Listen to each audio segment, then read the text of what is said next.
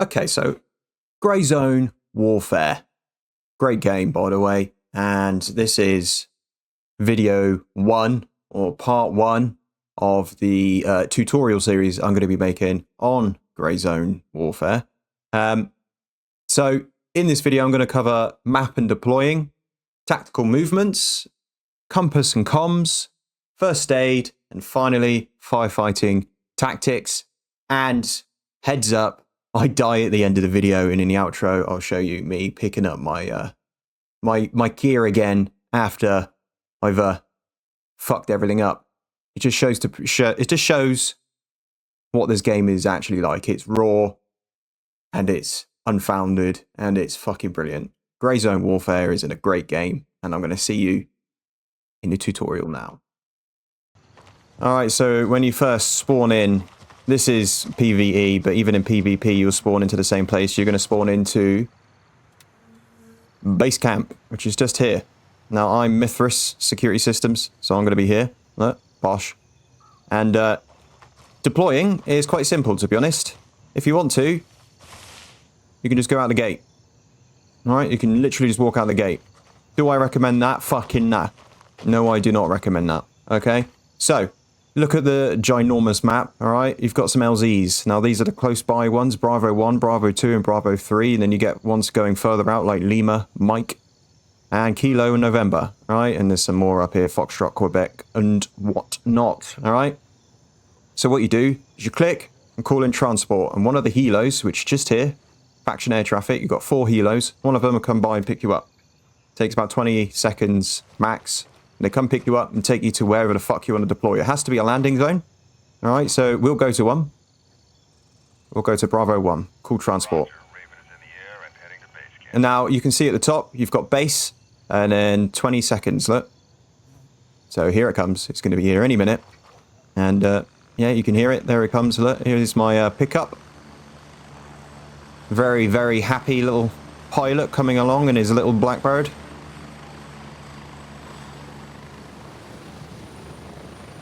And then as soon as he lands, look at the seat and sit on it. Alright, and then we're going to fuck off into where we just chose it to deploy. Okay, so we're coming into the deployment now. We're about to land. We got a bit of a frame drop, but that's because I'm recording. Now, the thing you need to consider when you first land is check your 5s and 20s, alright? Is there any bad guys around and nearby? Most of the time it's a no. In PvP, it'll be different. You might find some people are sat there waiting for you, alright? So that's the considerations you need to have, but at the minute we're on PvE. Right, so, tactical movements. This place is full of rice fields, which is wide, open, and not full of a huge amount of cover. If you just look here, look, where my laser is, you do have a little bit of cover here. It's better when you crouching, crawling, sorry, because you can crawl along it at a very slow pace. You can crouch, move along it. Alright, but it does give you some cover. You've got foliage, use that as cover if you want. Sprinting is noisy. It's noisy as fuck. They're probably going to hear it if they're close by. So do bear that in mind. Got a fucked up vehicle over there that we can't use. Right. Other considerations to have. I don't think they can, but bits that are higher off the ground like that can be used as a sniper rest for them to sit and fuck you up from, especially in more difficult areas. Okay, you've got a hard wall along there, which means that they can't see out and you can't see in. You've got a fence line along here where they can definitely see out and you can definitely see in. If you can see them, they can see you, unless you're sat there with a ×16 zoom staring at them from a mile away. Alright? So the considerations you need to have are moving with cover. And ideally hard cover. Things that bullets can't go through. It's very easy to die in this game. If you die twice, you can't go back and pick up your kit. So, we've got a bit of hard cover here. Let's crouch behind this. Perfect to scope out where we're going next. So I'm going to lean around, have a look. Seems clear, it's probably not, but it seems it. So let's move up. Now, broken fence is ideal to walk through when it lets you. There we go. Okay, so I'm going to use this small piece here as cover. Bullets can go through it, but it just makes you feel better, if anything. So we're going to peek and have a look. Alright? Now, this is a small built-up area. Out here, wide open space. Two very different fighting conditions. Okay, in this built-up area, a lot of cover. Out here, not so much cover. That's a negative for you as well as it is a negative for the enemy. So, never stand in the middle of the road, completely out of any sort of cover, because you can get spotted from a mile away doing that, by the AI and by other players. So I'm staying close by, using everything I can as cover. Foliage, trees, walls, checking every corner that I can possibly see. Sometimes, occasionally checking behind to make sure nothing's behind, alright? Now I've got some foliage to my left, and a tiny little hill to my right. So if I go over that hill, that's going to mean that my silhouette is also going over the hill. Which means I'm very easy to spot, specifically in PvP, but also in other things, alright? So we got an enemy here. He's not yet seen me. I can hear an enemy to my left as well. Alright, so we're going to spook him. Let's kill this. There he is. Alright. Now they shot at me, and I've now been hit. I'm also sweating and bleeding, which is not going to go down well, which is going to bring us on to our next thing. Cool. Does that make sense? Use everything you can as cover. Now, I've been shot in the face. Alright? I've been shot in the face, which means I need to do what? Apply first aid. Okay, so go into character, go into health. I've got a medium shot to the neck, 2 medium shots to the head, and because I was wearing a helmet, if I wasn't, I'd be dead. I've got some bruising. Now, look at my blood. That's going down. So first thing you need to do is open up my medikits and find bandages or gauze. So I'm going to bandage myself up because you can't put a tourniquet on a neck. Get my lifeblood out ready because my blood is sinking very fast, so I need to bear that in mind. Alright. Now I'm discomfort, I'm out of breath, and I'm exhausted. But the bleeding has slowed to the point where it's now starting to go up, right? But it's not up fast enough, so I'm going to use my lifeblood. Now watch the blood go up. I'm probably in the way.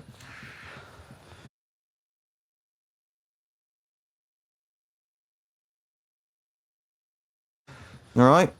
Blood's going up. You can see that. I moved myself out of the way nice and quick. That's because I used lifeblood. Alright? Medium wound is now gone grey. I've got sore arms, I'm dazed, and I'm fatigued, and I'm hurt. That's all because I've not got a huge amount of blood. If I want to speed that up, I'll use another lifeblood. First aid is done very much like it is in real life. Sort out your bleeding first, and sort out any other injuries after that. If you've run out of bandages, you're pretty much fucked. If you've run out of tourniquets, you're less likely fucked. But you're going to want to use a tourniquet if you get hit on the arm and whatnot. I'm still dizzy, and I'm going to be dizzy until I get to a good amount of blood, right? Now, this is what dizzy looks like. See the screen? It's all weird and dazed and confused. Cool, well, let's carry on. Ideally, you want to wait, because look at the, there's one. If you look to the body, top left, next to where it shows that I'm dazed and dizzy, there's 2 red marks. That's because I'm dizzy and fucked up. Like I said, dizzy won't sort itself out until the blood goes up, alright? Tourniquet, bandage, and then blood. Unless you're about to bleed out, in which case shove your blood in first and then sort everything out.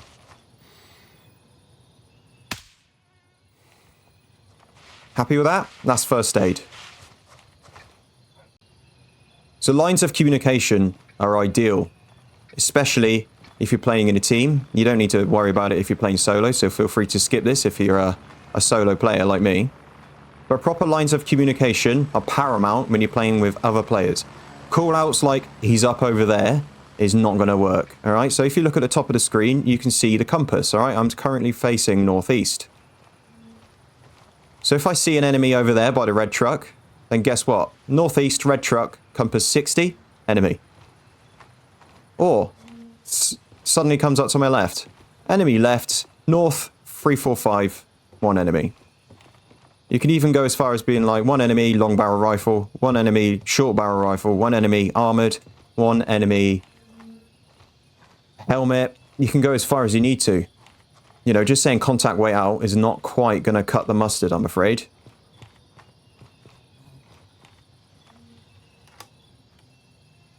So we're going to go in here and see what's in here, because this is clearly something tasty. Oof. It's nothing overly tasty, actually, to be fair. Now, we can hear that there's an enemy nearby anyway. So, I can hear an enemy, potentially north. So we're going to go out and go and find that enemy.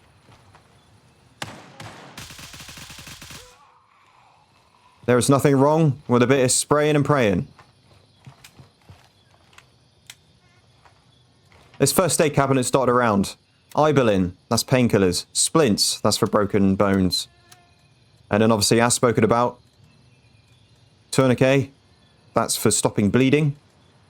Lifeblood, so lifeblood is like replacing your blood, as explained earlier, but I'm going to go through it again. A bandage, no one needs to be told what a bandage is. Ibelin, as said before, pain relief.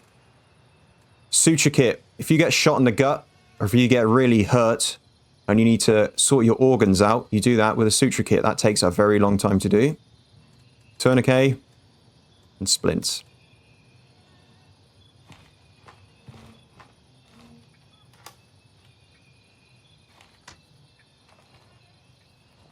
Ugh.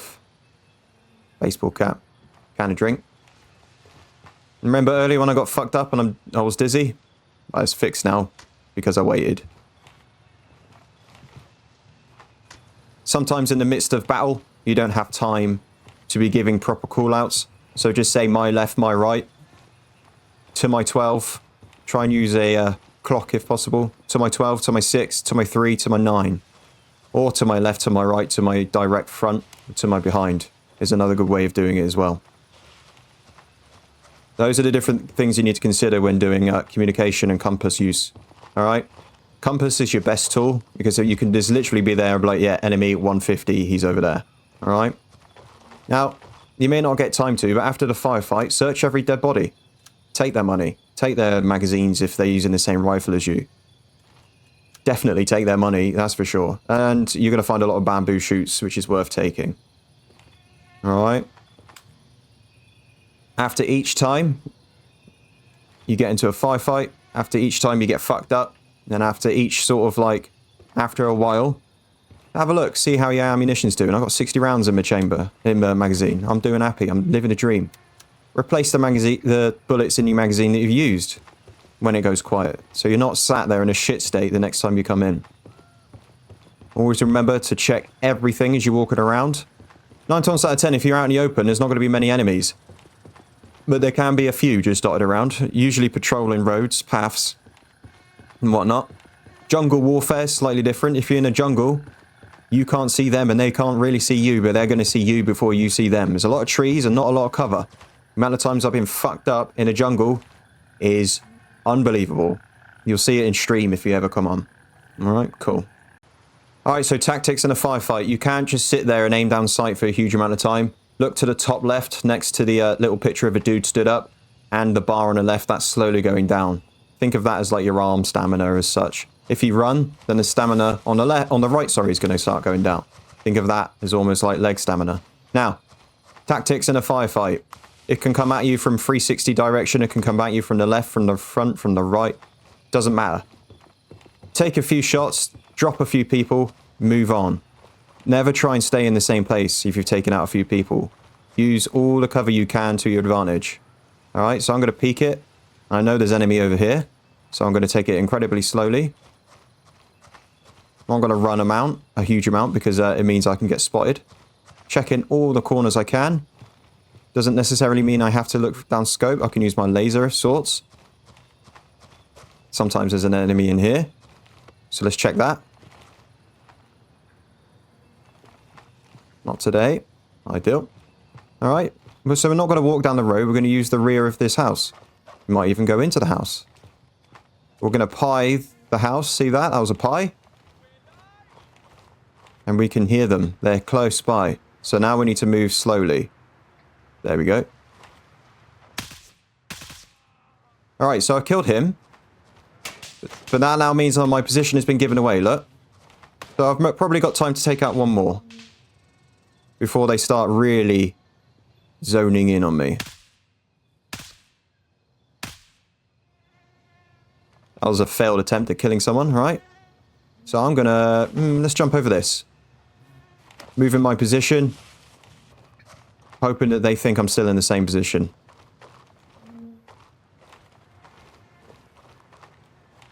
Might even have to go through this door. Okay, so they're going ham. This is a nice open doorway, not the most ideal.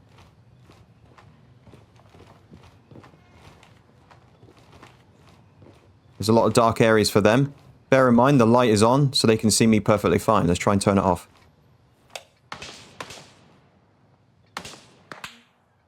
There's someone. Think he's dead? Unsure. I know there's people coming at me from this direction. Could I lob a grenade? If I had them, probably. But is it going to give away my position? Equally as probable.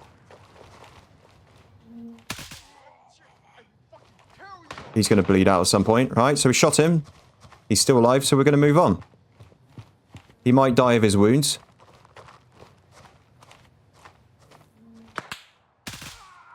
So he thought I was still there, look.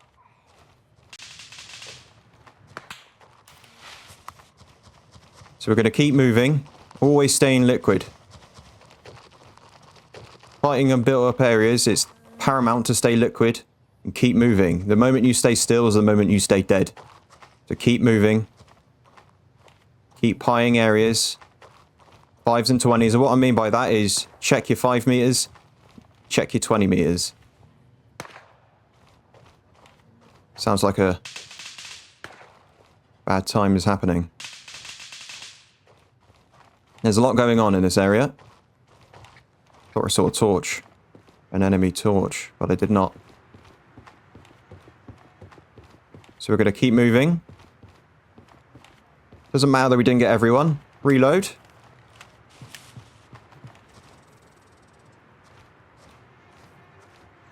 Have a peek. Yep, so we got an enemy over there. That was a miss. He's now dead. He's now... there's someone over there. Take a few shots. Move. So we hit again. Perfect. And you die. It's as simple as that. Serves me right for trying to do a video on how to tactically move and try and get them to firefight. But hey, so I was shot in the chest and I was bruised. But it actually managed to pierce my armor and hit me directly in the lungs. So fair play to that. The problem now is that you have to remember where you died and you have to go and pick up all your gear because you can't just leave it there. You've got some expensive shit on you. All right, so you either want to respawn in base camp or respawn at the nearest. It's called a cop, but think of it as a fob. All right, that's firefighting tactics. I'm gonna go and get my shit, and I'll see you in the outro. All right. So I hope you enjoyed my tutorial on Grey Zone Warfare. We covered map and deploying, tactical movements, compass and comms, first aid, and firefighting tactics. If you disagreed with any, please do let us know in the comments below, just so we can help each other out. You can help me, I can help you. We can discuss about it, disagree, agree, or whatever. I'd like to know more about what you would like to see in future tutorials. I've got some ideas, but again, it's all down to you guys. It's been great, the Ready or Not tutorials, so I'm hoping this is going to go the same with Grey Zone Warfare. I've thoroughly enjoyed making this video, apart from dying, which you can see on screen right now. Me getting my gear back. But honestly, it's been fun, and I hope to see you in the next video. Alright, this has been Tosbo, also known as the Combat Chicken, also known as the Combat Cockerel, or Tac Chicken. Alright? Speech in a bit. Fuck off and have a good weekend, you cunts.